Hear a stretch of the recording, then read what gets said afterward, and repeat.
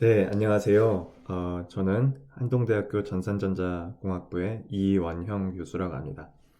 제가 이 강의를 통해서 소개해 드리려고 하는 제 알고리즘은 Adaptive Resonance Theory, ART라는 알고리즘이 되겠고요. 여기서 여기 표현해 뒀듯이 실시간으로 우리가 뭔가 데이터를 학습하고 또 인식까지 할 수 있는 그런 알고리즘이 되겠습니다. 배경 설명에서 한 번 더 설명을 드리겠지만, 이 실시간이라는 게 떤 특정 어플리케이션은 굉장히 중요한데요. 우리가 보통 머신러닝이나 요즘 말하는 딥러닝 같은 것들을 이야기할 때 데이터라는 게 굉장히 중요하잖아요. 데이터가 중요한데 그 데이터가 중요한 만큼 데이터의 양도, 질도 중요하고 양도 중요합니다. 근데 이 양이라는 게 얼마나 많아야 되느냐 이런 것들을 따져봤을 때 딥러닝에서는 이게 굉장히 많아야 돼요. 그래서 데이터를 모으는 시간도 많이 필요하고 이제 모은 후에 학습을 하는데도 시간이 많이 필요합니다.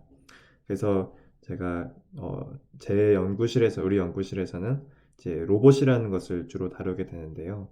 로봇 같은 경우는 데이터가 거기도 마찬가지로 많으면 좋죠. 많으면 좋지만 뭔가 즉각적으로 바뀌는 상황에 대처를 하기 위해서는 데이터를 바로바로 학습을 할 수 있는 능력이 필요해요.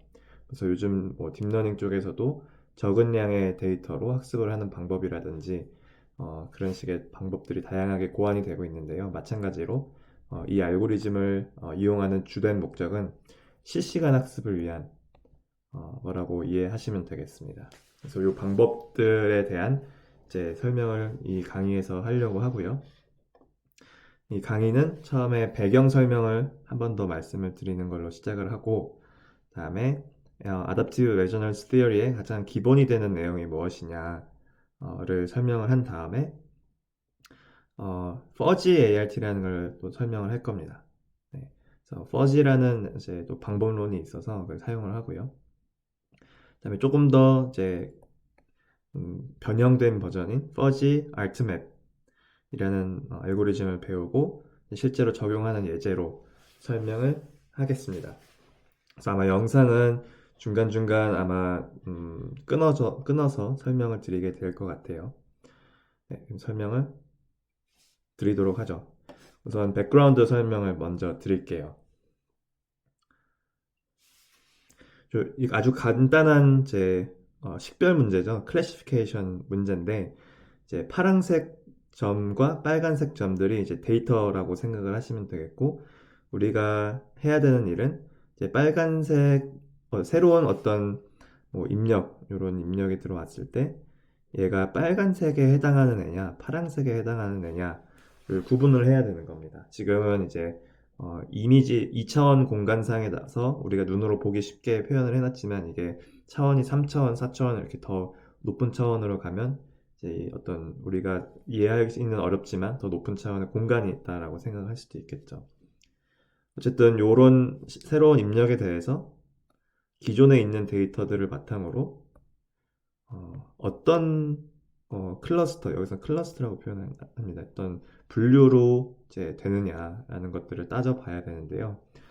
이제 우리가 요즘 가장 핫하다고 하는 뉴럴넷을 이용한 딥러닝 방법은 어떻게 하는지를 간단하게 설명을 드리면, 여기서는 이제 강아지와 고양이라고 굳이 이제 표현을 해놓긴 했는데, 어쨌든 빨간색과 파란색으로 구분을 하는 거라고 생각하시면 될 거예요. 그래서 뉴럴넷, 우리의 뇌의 신경망을 모방했다는 그 뉴럴넷은 어떻게 하느냐? 쉽게 이야기하면 선을 그어서 선을 그어서 선을 그으면 우리가 어떤 선의 방정식을 세울 수 있잖아요. y는 ax 플러스 b 하고 이 기울기가 a고 어떤 이 원점이 어디죠? 원점이 여기 있구나. 원점으로부터 이제 얼마나 떨어져 있는지가 이제 b가 되겠죠. 그래서 기울기와 그 원점으로부터의 얼마나 이동을 했느냐가 a와 b가 돼서 이제 요런 이런 수식이 됩니다. 이런 뭐라 해야 되죠?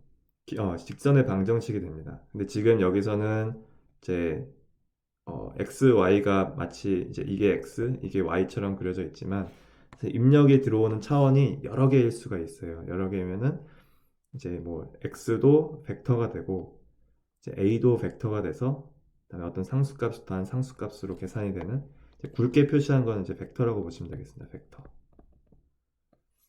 그래서 더 고차원에서는 벡터로 계산을 해야 되고요. 이 x가 이제 x1, x2 뭐 이렇게 나가겠죠. 그래서 xn 차원까지 있으면 이제 요 x인데 여기다가 약간 스케일러 a1이라는 걸 하나 더 추가해 주면은 여기 들어가야 될 a가 a1, a2 이렇게 쭉쭉 해서 an까지 있겠죠.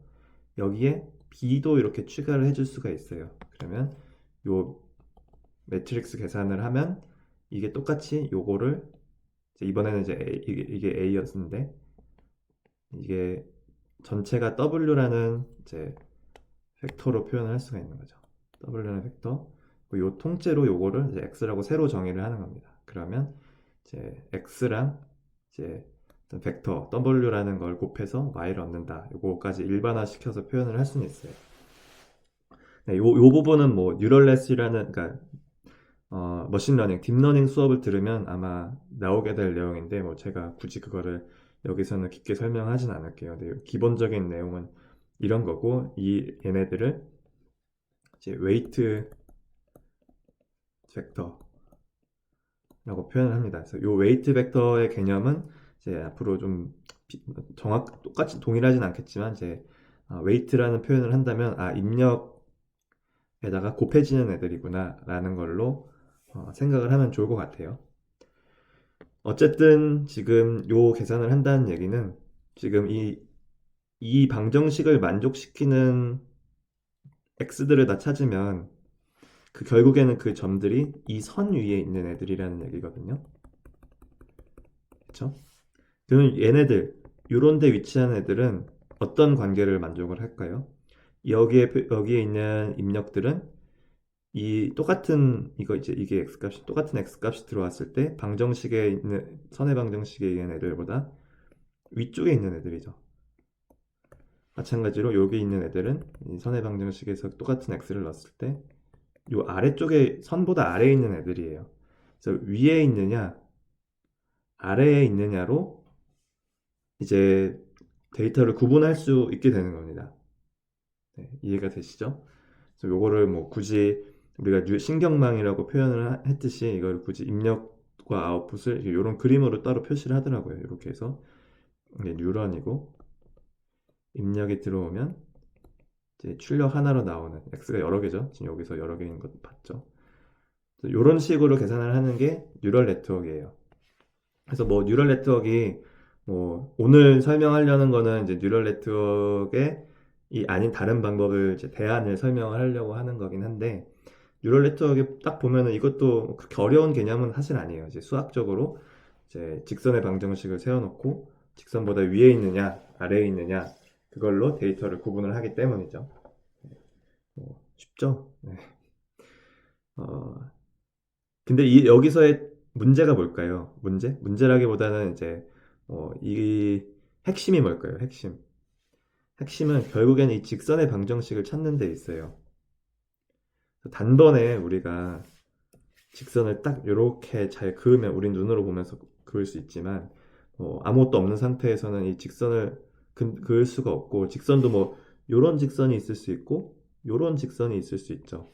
어떤 직선이 더 좋으냐 이런 것들도 사실 정의하기가 나름으로 좀 달라지는 부분들이 있어요. 그래서 핵심은 그 직선의 방정식 결국에는 이 W를 찾는 걸 어떻게 하느냐 그 부분이 이제 뉴럴 네트워크에서는 핵심인데요.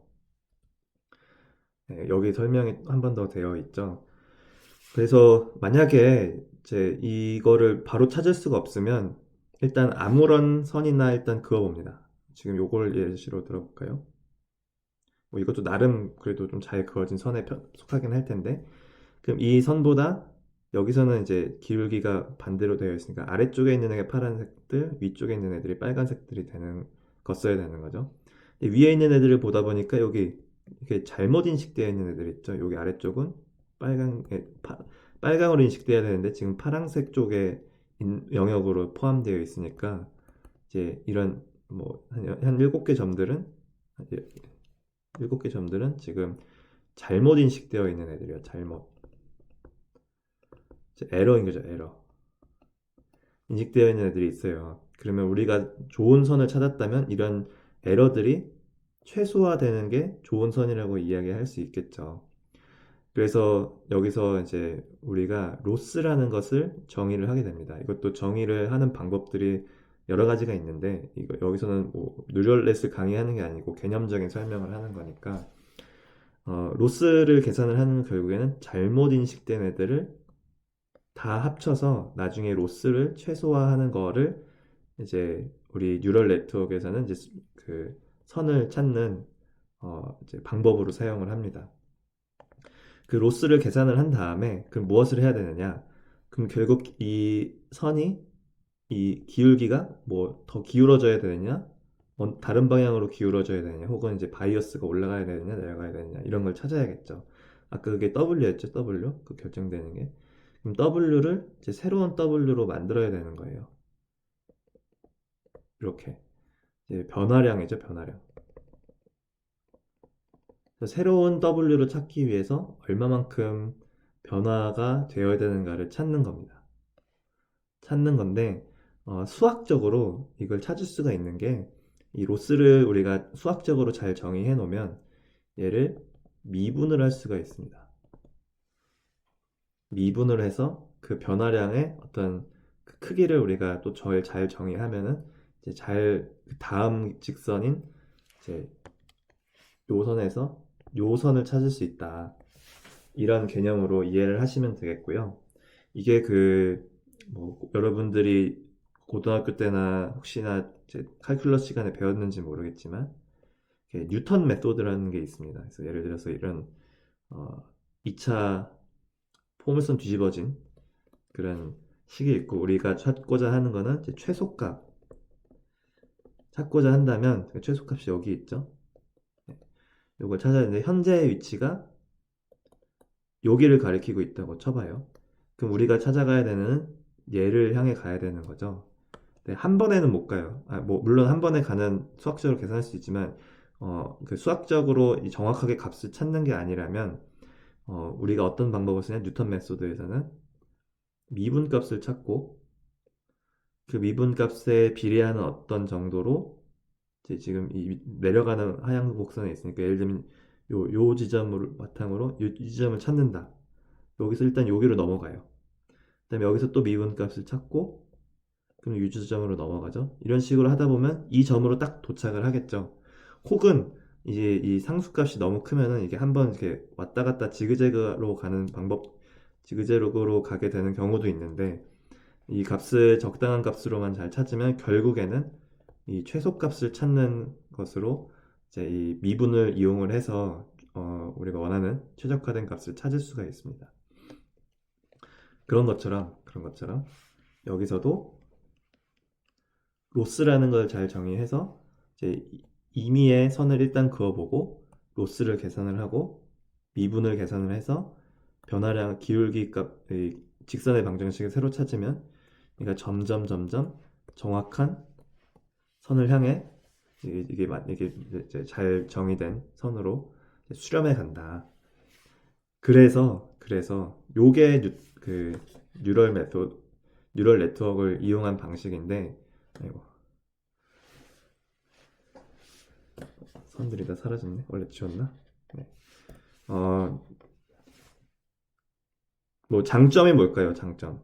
장점과 단점이 뭐 어느 방법이든지 다 존재하죠. 그래서 장점은 최적화된 답을 얻을 수 있다. 정확하다. 하다겠죠. 근데 단점은 뭘까요? 이게 반복 계산이 필요하답니다. 반복 계산. 그래서 이 로스라는 걸 계산을 할 때 결국 모든 데이터들이 이제 제대로 된 영역에 들어왔느냐 안 들어왔느냐를 따져봐야 되잖아요. 데이터가 지금 예를 들어서 여기 그림상에서는 뭐 100개 미만일 텐데 데이터 개수가 막 만 개, 뭐 10만 개 이런 식으로 되면은 매 선을 찾을 때마다 이거를 계산해보고 로스를 계산해서 이걸 계산하고 그걸로 또 업데이트를 하고 또 업데이트를 하고 엄청 반복 계산이 많아진다는 겁니다. 반복 계산도 많아지고 마지막 순간에는 결국 거의 변화량이 굉장히 조금만 변하고 또 계산을 해야 되고 효과적이지가 않아요. 예. 그래서 반복 계산은 곧 이제 시간을 많이 필요로 하게 되는 이제 단점을 데이터가 많을수록 이제 데이터가 많은 경우 시간이 올라간다는 뭐 당연한 얘기지만 단점을 갖고 있어요. 그러니까 실시간 학습이 어렵다. 지금 여기서는 하나의 직선만을 예시로 들었는데 이제 직선의 개수가 여러 개가 되고 이제 차원을 늘리는 방법도 뒤에서 얘기를 하는데 더 계산량이 많아지겠죠. 그리고 지금 하나의 직선만을 썼을 때는 해결할 수 없는 문제가 이제 XOR 프로블럼이라는 겁니다. 그래서 이 개와 고양이를 직선 하나로만 영역을 구분할 수 있을까요? 직선이 이렇게 되면 필연적으로 얘랑 얘는 이제 잘못 인식되는 애들로 나타나겠죠. 그래서 여기서는 우리가 직선 하나만 가지고는 결국에는 이 고양이와 개의 문제를 해결할 수가 없습니다. 그래서 지금 여기서는 XOR 프로블럼이라고 얘기를 하는데 이게 뭐 0, 0, 1, 1 이런 식으로 되어 있을 때 직선 하나만으로 구분할 수가 없고 최소 직선 두 개는 있어야지 1에 대한 영역, 나머지 영역 이렇게 구분을 할 수가 있겠죠. 이거 XOR 프로블럼이라고 하는데요. 그래서 이걸 해결하기 위한 방법 중에 하나가 지금 이렇게 직선 하나로는 이제 구분이 안 된다는 얘기였고 하나가 이런 식으로 그러면 영역을 여러 개로 구분을 하자. 여러 개로 구분을 하는 게 하나의 방법이 되겠고 다른 방법은 이 차원을 지금 2차원이잖아요. 이 3차원으로 늘린 겁니다. 하나가 더 늘었죠. 그래서 피처가 이제 그 입력의 차원을 하나 늘릴 수 있는 요소가 되는데 하나 늘려서 이제 우리가 그 직선이라고 얘기했지만 사실 그게 차원이 올라가면 평면 혹은 하이퍼 플레인이라고 얘기를 하거든요.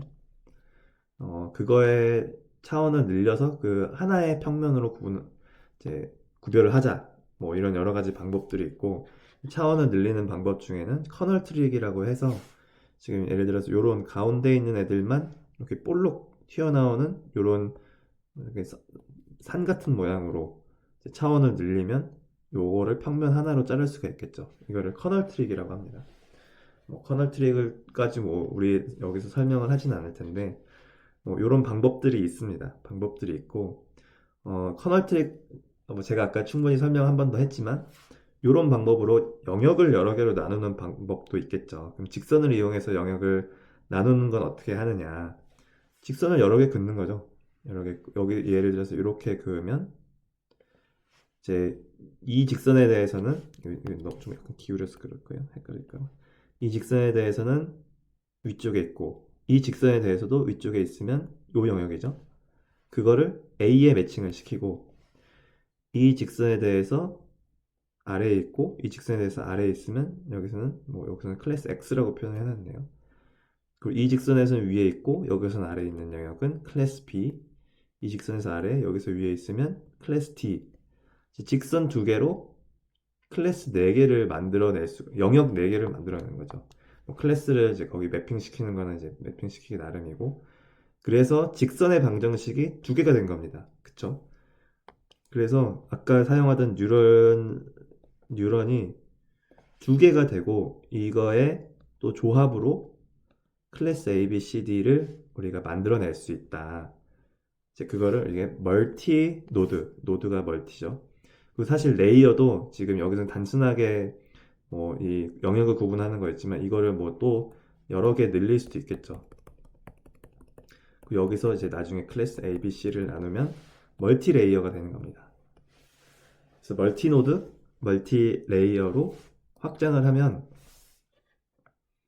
이런 XOR 문제 혹은 더 복잡한 데이터도 우리가 클래시피케이션이 가능해진다 라는 것이 뉴럴 네트워크에서의 기본 접근입니다. 그래서 이게 이제 뭐 논문 같은 데서 이제 가장 뉴럴 네트워크를 설명하는 흔한 그림인데요. 노드도 여러 개죠. 그리고 레이어도 여러 개죠. 그래서 멀티 노드, 멀티 레이어의 예시가 되겠습니다. 그래서 장점은 그냥 입력을 그대로 때려 박으면 이 안에서 죽이 되든 밥이 되든 아까 얘기한 미분 방정식을 이용을 해서 최적화된 출력을 우리가 얻어낼 수 있다. 그래서 피처라는 것들을, 그러니까 피처가 뭐냐면 특징점이죠. 그러니까 영상에서 뭐 이건 눈이고 코고 입이고 이런 걸 따로 구분해내지 않아도 영상 자체를 입력으로 넣고 개냐 고양이냐 이런 것들을 바로 얻어낼 수 있다는 겁니다. 그리고 정확해요. 최적화 문제를 푸는 거기 때문에 답이 나오면 정확한 겁니다. 근데 단점이 뭐냐? 뭐 특히나 이렇게 많은 레이어와 많은 노드를 필요하는 경우에는 데이터 양이 당연히 많아야 되죠. 그리고 학습을 하는데 반복 계산이 많아서 느려져요. 그래서 뉴럴넷은 당연히 좋죠. 인식이 요즘은 그래서 이거를 이제 구조도 여러 가지로 제한이 되고 이거를 복잡하게 할수록 이제 당연히 좋은 결과를 얻어낼 수 있어서 요즘에 많이 뜨고 있는 거고 그걸 좋은 결과가 나오기까지 GPU의 발전으로 컴퓨터 성능의 발전으로 좋은 계산량도 계산 방법도 제한이 되고 있었죠. 병렬 계산이라는 걸 통해서.